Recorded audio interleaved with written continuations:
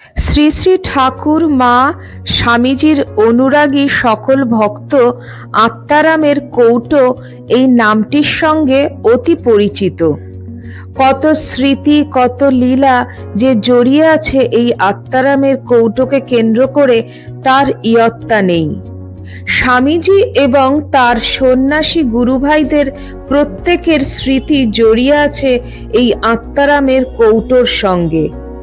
আজ সেই বহু পরিচিত আত্মারামের কৌটোর, যা আজও ঠাকুরের জীবন্ত স্বরূপ হিসাবে আমাদের মধ্যে বর্তমান, তার কিছু অজানা ঘটনা বলবো আপনাদেরকে। আত্মারামের কৌটো কি তার অলৌকিক ক্ষমতা, যা স্বামী বিবেকানন্দ তিনবার পরীক্ষা করে তবে নিশ্চিত হয়েছিলেন? কেন স্নান যাত্রার দিন আত্মারামের কৌটো পুজো করা হয়? এই প্রশ্নগুলির উত্তর থাকছে আমার আজকের এই ভিডিওতে। নমস্কার, live stories with Soma YouTube চ্যানেলের সকল দর্শক শ্রোতা বন্ধুকে আমন্ত্রণ জানাই আরও একটি নতুন ভিডিওতে। কি এই আত্মারামের কৌটো? আত্মারামের কৌটো আসলে ঠাকুরের পুত অস্থি সম্বন্ধিত একটি তামার কলসি, যা স্বামী বিবেকানন্দ নিজে মাথায় করে বেলুড় মঠে নিয়ে এসে নিজের হাতে প্রথম পুজো করে প্রতিষ্ঠিত করেছিলেন। বর্তমানে আত্মারামের কৌটো অর্থাৎ তামার কলসিটি বেলুড় মঠের শ্রীরামকৃষ্ণ মন্দিরে ঠাকুরের শয়নকক্ষে রাখা থাকে, কাউকেই দেখতে দেওয়া হয় না। বেলুড়ে শ্রীরামকৃষ্ণ মন্দির প্রতিষ্ঠার পর আত্মারামের কৌটো থেকে পবিত্র পুত অস্থির অল্প অংশ নিয়ে একটি রূপোর শিবলিঙ্গে স্থাপন করা হয়। এই শিবলিঙ্গকেই আত্মারামের কৌটোর স্বরূপ হিসাবে পুজো করা হয়।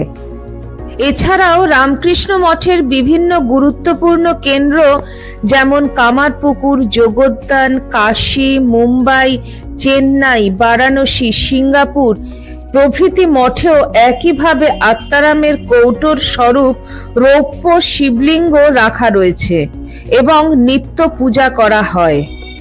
কেন স্নান যাত্রার দিন আত্মারামের কৌটো পুজো করা হয়? বছরের মাত্র 3 দিন এই আত্মারামের কৌটো স্বরূপ এই রূপোর শিবলিঙ্গ সর্বসমক্ষে এনে পূজা করা হয়। সেই দিনগুলি হলো ঠাকুরের তিথি পুজোর দিন, স্নান যাত্রার দিন এবং মহা অষ্টমীর দিন। শ্রী শ্রী ঠাকুর বহু তীর্থস্থান দর্শন করলেও কখনো পুরীতে জগন্নাথ দেবকে দর্শন করতে যাননি।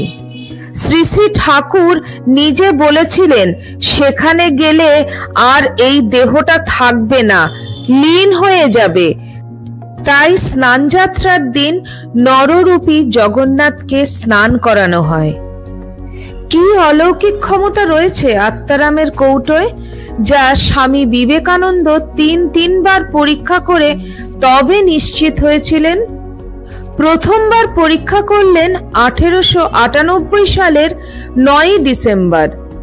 সেদিন বেলুড়ে নতুন মঠের জমিতে দোতলায় ঠাকুর ঘরে স্বামীজি নিজ হাতে পুজো করে আত্মারামের কৌটোকে পায়েস নিবেদন করলেন আর সকাতরে প্রার্থনা করলেন, ঠাকুর তুমি বহু জনহিতে এখানে স্থির হয়ে থাকো। বলেই স্বামীজি আত্মারামের কৌটোর দিকে তাকিয়ে প্রশ্ন করলেন, বলো থাকবে? তার উত্তরে স্বামীজি শুনলেন ঠাকুর বলছেন থাকবো। স্বামীজির বিশ্বাস হলো না। তিনি আবার বললেন, বলো তুমি এখানেই থাকবে? ঠাকুর আবার বললেন থাকবো। এবার স্বামীজি আবার বললেন, বলো জীব কল্যাণে তুমি এখানে থাকবে? ঠাকুর আবারও বললেন থাকবো। এমনই আত্মারামের মাহাত্ম্য। সেদিন বেলুড় মঠে দাঁড়িয়ে গুরু ভাইদের উদ্দেশ্যে স্বামী বিবেকানন্দ বলেছিলেন, কাশীপুরে ঠাকুর আমাকে বলেছিলেন, কাঁধে করে আমাকে যেখানে নিয়ে যাবি আমি সেখানেই যাব, এবং থাকব, তা গাছতলাই হোক আর কুটিরই হোক। সেই জন্যই আমি স্বয়ং তাকে কাঁধে করে নতুন মঠভূমিতে নিয়ে এসেছি। নিশ্চয়ই জানবি, বহুকাল পর্যন্ত বহুজন হিতে ঠাকুর ওই স্থানে স্থির হয়ে থাকবেন। সেই থেকে বেলুর মঠে শ্রীরামকৃষ্ণ মন্দিরে আত্মারামের কৌটো সযত্নে সংরক্ষিত আছে।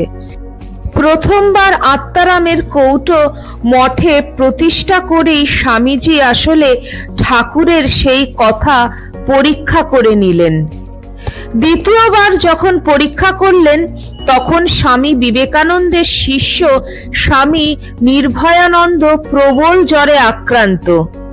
জ্বরের উত্তাপ 107 ডিগ্রি পর্যন্ত উঠে গেল। সাথে মস্তিষ্কের বিকার আরম্ভ হয়েছে এবং মহারাজ প্রায়ই প্রলাপ বকছেন। ডাক্তাররা আশা ছেড়ে দিয়েছেন। সকল সন্ন্যাসী ব্রহ্মচারীরা উদ্বিগ্ন ও বিষণ্ণ হয়ে আছেন।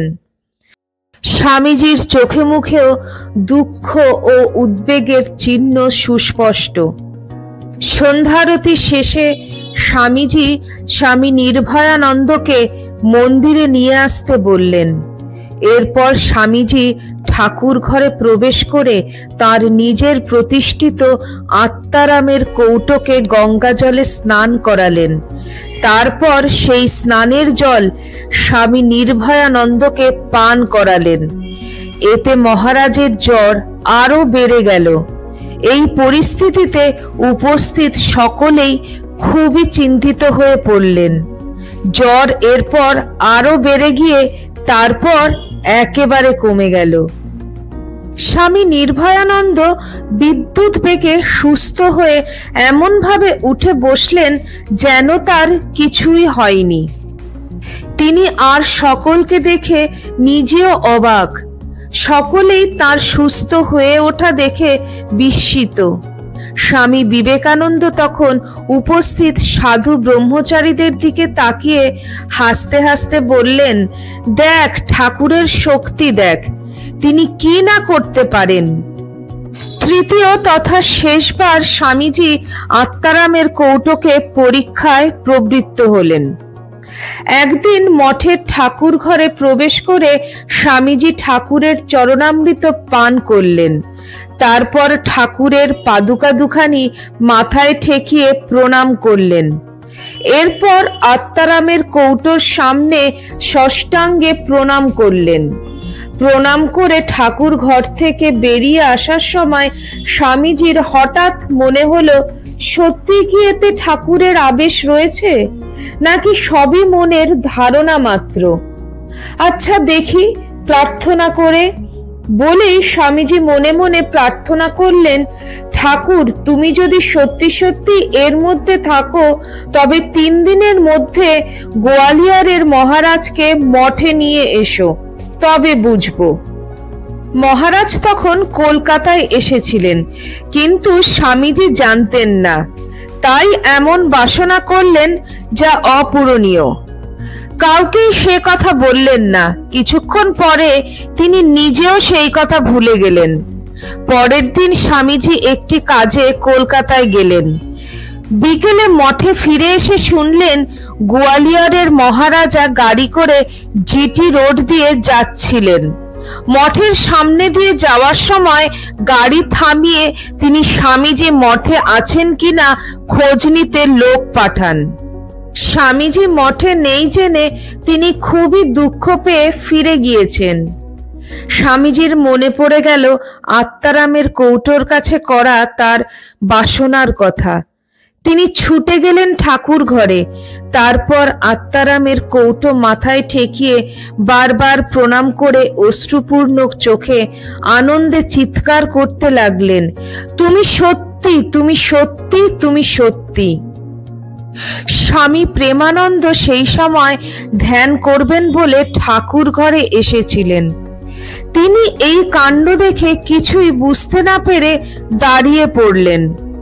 তারপর স্বামীজি তাকে দেখতে পেয়ে আনন্দে সমস্ত কথা বলতে লাগলেন। শুনে স্বামী প্রেমানন্দ অভিভূত। তারপর থেকে মঠের সকলকে স্বামীজি আত্মারামের কৌটোকে সাক্ষাৎ ঠাকুরের স্বরূপ হিসাবে পুজো করার আদেশ দিলেন। তারপর থেকে প্রতিদিন আত্মারামের কৌটোকে পুজো করা হয়। সেই প্রথা আজও অবিচল রয়েছে। তবে বছরের মাত্র 3টি দিন আত্মারামের কৌটোকে সর্বসমক্ষে নিয়ে এসে পুজো করা হয়ে থাকে। সেই আত্মারামের কৌটো যা আজও ঠাকুর শ্রী রামকৃষ্ণের জীবন্ত স্বরূপ, তার কথা আপনাদের শোনালাম। ভিডিওটি কেমন লাগলো কমেন্ট করে জানাতে ভুলবেন না। ভালো লাগলে অনুরাগী ভক্তদের মধ্যে ভিডিওটি শেয়ার করতে ভুলবেন না। আর যারা এখনো আমার চ্যানেলটিকে সাবস্ক্রাইব করেননি তাদের অনুরোধ করব চ্যানেলটিকে সাবস্ক্রাইব করে পাশে থাকার। আজ এই পর্যন্তই। সবাই ভালো থাকবেন, সুস্থ থাকবেন। আবার খুব শিগগিরই দেখা হচ্ছে আপনাদের সঙ্গে। নমস্কার।